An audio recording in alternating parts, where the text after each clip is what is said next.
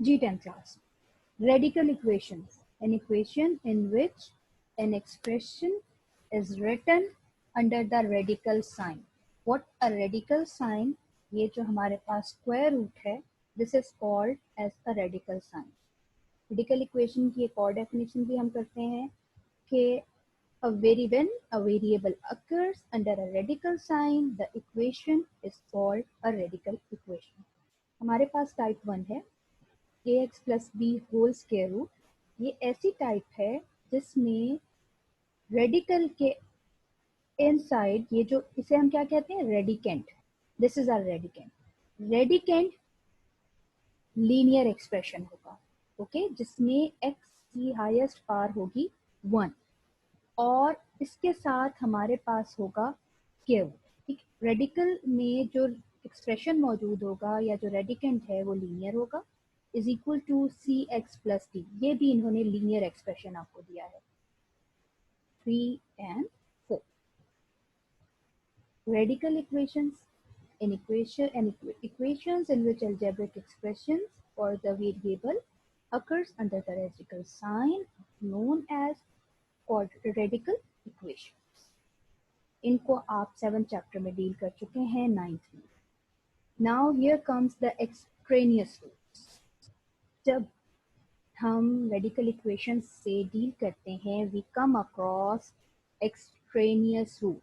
जब हम इन्हें रिड्यूस करने की कोशिश करते हैं क्वाड्रेटिक इक्वेशन में, चूंकि क्वाड्रेटिक इक्वेशन हमारे पास डिग्री 2 से डील करती है और अभी हमने अपना एक्सप्रेशन देखा है कि ये तो लीनियर एक्सप्रेशन था.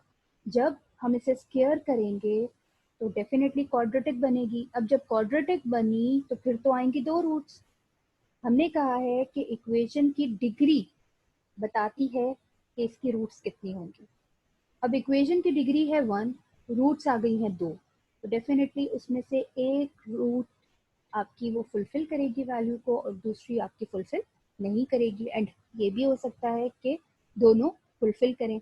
तो एक्सट्रेनियस रूट्स में हम क्या कहते हैं कि इसमें हमें कुछ एक्स्ट्रा रूट्स मिलती हैं जिन्हें हम एक्सट्रेनियस रूट्स कहते हैं.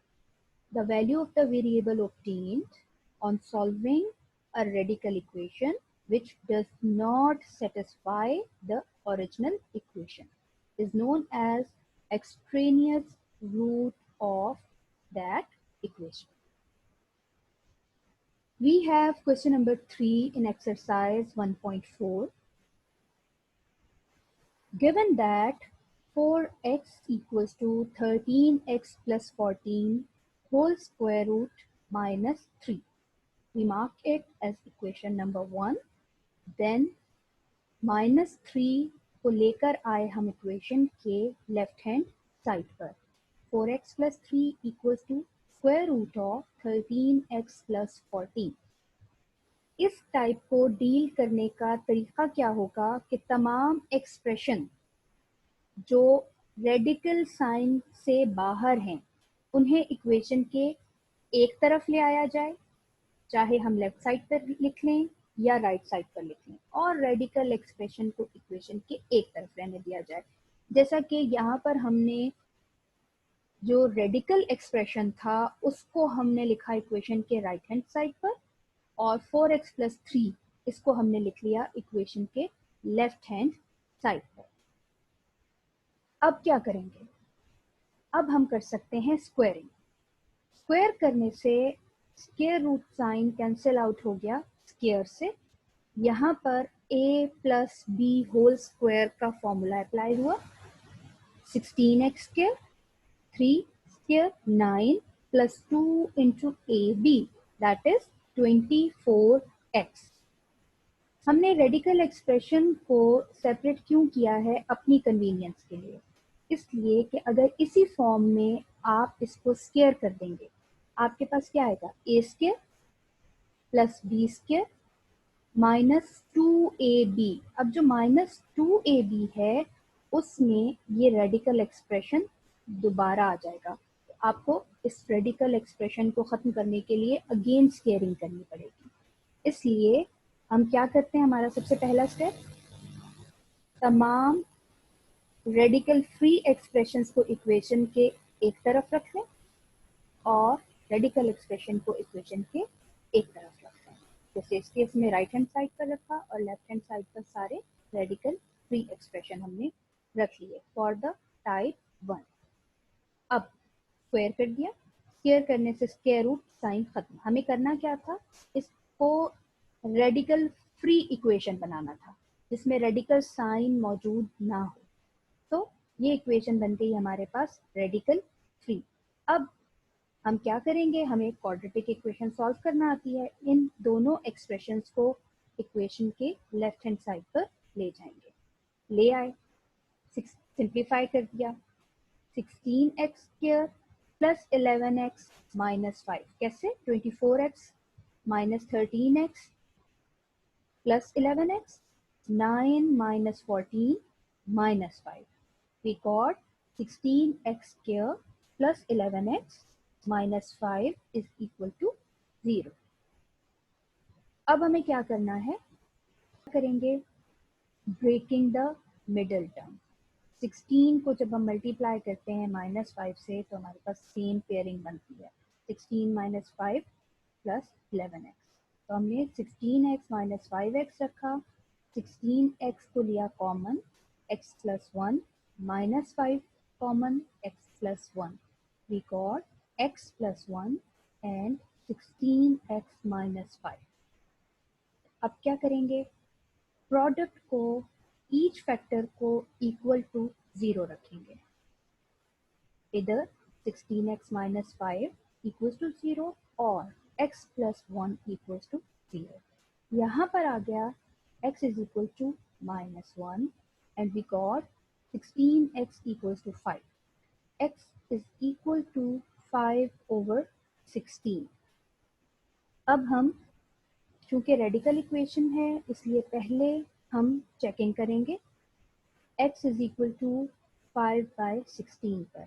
ओरिजिनल इक्वेशन जो हमें गिवन थी वो थी 4x is equal to square root of 13x plus 14 minus 3। As it is हम इक्वेशन को लिखेंगे, इक्वेशन में कोई चेंज नहीं लेकर आएंगे।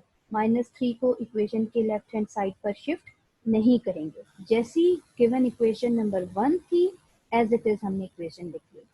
अब हम क्या करेंगे, x की वैल्यू 5/16 पुट कर देंगे। सो जहां जहां x है वहां वहां पर 5/16 आ गया। अब 16 इज कैंसल्ड आउट बाय 4, 4 आया, 5/4। अब हमें करना है राइट हैंड साइड को सिंप्लीफाई। 13 इंटू 5 65 और अगर एलसीएम ले लें तो हमारे पास आएगा 14 इंटू 16, डिनोमिनेटर में 16 माइनस 3। मजीद सिंप्लीफाई करेंगे, 65 plus 14 into 16 20, 224 divided by 16 minus 3 as it is। 65 plus 224, 289 divided by 16 whole square root minus 3। अब इसका जब हमने स्क्वायर रूट लिया हमारे पास आया 17/4 minus 3। 17 minus 12 divided by 4 that is 5/4। अब left hand side is equal to right hand side which is satisfied। It means कि this is the root of the equation। हमने root of the equation की definition की थी बिल्कुल start में first lecture में कि the value of the variable obtained which is satisfied by the original equation is called as the root of the equation।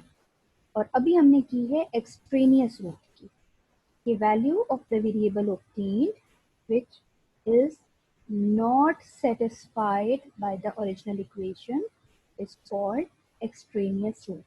तो अब ये तो सेटिस्फाई हो गई और हमारे पास आ गई कौन सी वैल्यू, कि ये part of the solution set है। x इज इक्वल टू -1 पे देखते हैं, 4 into -1 13 into -1 plus 14 minus 3, -1 into 4 -4 -13 plus 14 whole square root 1 -3 -3। 1 minus 3 minus 2. Of course, this is not satisfied. Hence, our solution set comprises of only 5 over 16, where your minus 1 is an extraneous root. आपको देखना है एक ऐसी equation जिसमें सिर्फ एक radical sign मौजूद है, ठीक है, एक से ज्यादा नहीं, सिर्फ और सिर्फ एक रेडिकल साइन। फिर क्या करना है, उस रेडिकल साइन को इक्वेशन के जैसा इस केस में हमने राइट हैंड साइड पर रहने दिया और -3 को ले गए इक्वेशन के लेफ्ट हैंड साइड पर। अब कर दिया दोनों को स्क्वायर, इससे रेडिकल साइन स्क्वायर रूट का साइन खत्म हो गया।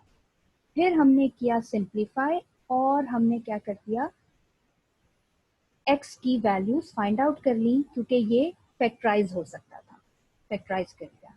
अब x की वैल्यूज आई, एक आई 5/16, एक आ गई -1। अब ये है चेक।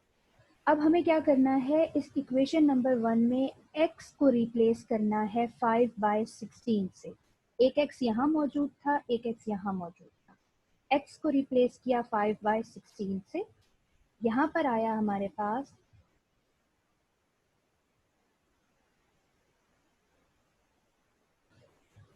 5/4, ठीक है, 16 4 से कट गया, कैंसिल हो गया, 5/4 रह गया। अब हमें सॉल्व करना है राइट हैंड साइड को। ये डॉट से मुराद क्या है, मल्टीप्लाई।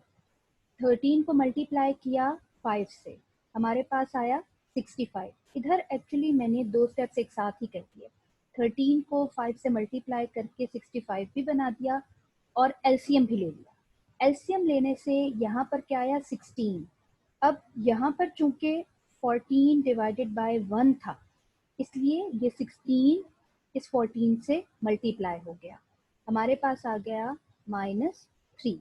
अब 14 इंटू 16 करेंगे और रिजल्ट को ऐड करेंगे 65 में। 14 इंटू 16 हुआ 224। व्हेन आई से इंटू, इट मीन्स मल्टीप्लाई। जब मैं कहूँगी कि 14 इंटू 16, इसका मतलब ये है कि हम 14 को 16 से मल्टीप्लाई कर रहे हैं। तो 224 plus 65 divided by 16, 289 divided by 16। अब 16 का स्क्वायर रूट 4 है, 289 का स्क्वायर रूट 17 है। अगेन एलसीएम ले लिया, 4 4 3 से मल्टीप्लाई होकर आया 12। 17 में से 12 माइनस कर दिए, हमारे पास आ गया 5/4। यहाँ भी 5/4 था, यहाँ भी 5/4 था। इट मीन्स कि जो ओरिजिनल इक्वेशन थी वो सेटिस्फाई हो गई। सेटिस्फाई का वर्ड हम कब यूज करते हैं, जब एक वैल्यू को, यानी x की वैल्यू 5/16 को ओरिजिनल इक्वेशन में पुट किया और लेफ्ट हैंड साइड इक्वल आ गई राइट हैंड साइड के। इसका मतलब कि 5/16 वैल्यू ने इक्वेशन को सेटिस्फाई कर दिया। इसके लिए वर्ड यूज करते हैं सेटिस्फाई का, इसलिए हमने यहाँ पर लिखा satisfied. Therefore 5/4 is equal to 5/4। अब रूट की डेफिनेशन के मुताबिक वो वैल्यू जो इक्वेशन को सॉल्व करने के बाद हमें मिले और वो इक्वेशन को सेटिस्फाई करे, तब हम कहते हैं कि वो उस इक्वेशन की रूट है। देयरफॉर हमने कहा कि 5/16 is the root of this equation. इसमें हमारे पास x रेज टू पावर 1 था, x रेज टू पावर 1 था, लेकिन जैसे ही हम स्क्वायर करते हैं तो ओरिजिनल इक्वेशन में तो स्क्वायर मौजूद नहीं था। आप देख रहे हैं कि आपके पास x की वैल्यू स्क्वायर होकर आ जाएगी, जबकि ओरिजिनली x स्क्वायर नहीं था, सेकेंड डिग्री मौजूद नहीं थी। इसलिए चांसेस हैं कि जो दो रूट्स हमें मिलेंगी उसमें से एक रूट एक्सट्रेनियस हो सकती है। इससे पहले हमने जितने भी क्वेश्चन किए हैं, हमने किसी भी इक्वेशन को स्क्वायर नहीं किया खुद से, ठीक है। हमने ये जरूर किया कि अगर हम y लेट कर रहे हैं x स्क्वायर, तो फिर हम ये जरूर देख लेते हैं कि अगर इसको स्क्वायर किया जाए तो आया वो variable x raise to power हमारी इक्वेशन में मौजूद है या नहीं। ठीक है, वो भी क्यों किया, ताकि सारे x रिप्लेस हो जाएं y से। जितने x मौजूद हैं वो तमाम y से रिप्लेस हो जाएं। लेकिन जब हम रेडिकल इक्वेशन से डील कर रहे हैं, हमने क्या किया है, हमने अपनी गिवन इक्वेशन को ही स्क्वायर कर दिया।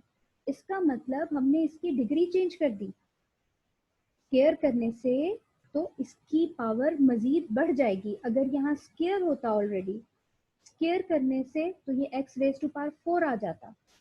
और अब जब हम इस इक्वेशन को सॉल्व करेंगे जिसमें रेडिकल साइन मौजूद नहीं है, तो फिर हमारे पास ऐसी इक्वेशंस आने के चांसेस हैं जो उस इक्वेशन की रूट नहीं भी हो सकती, ऐसी वैल्यूज भी आ सकती हैं।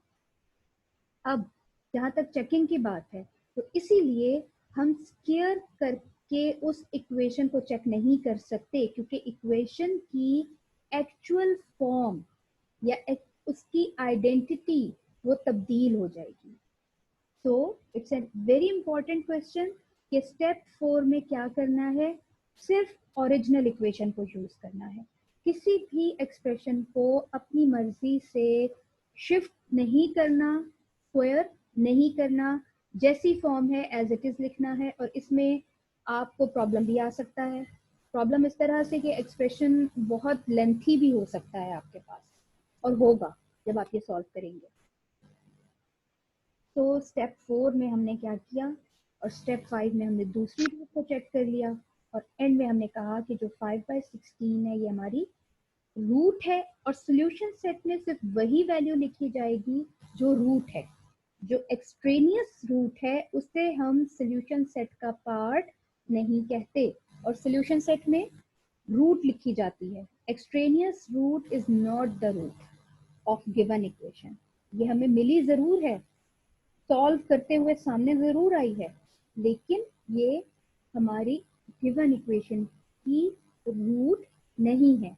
इसलिए जब सोल्यूशन सेट लिखा तो हमने मिडिल ब्रैकेट्स में सिर्फ 5/16 को इंक्लूड किया।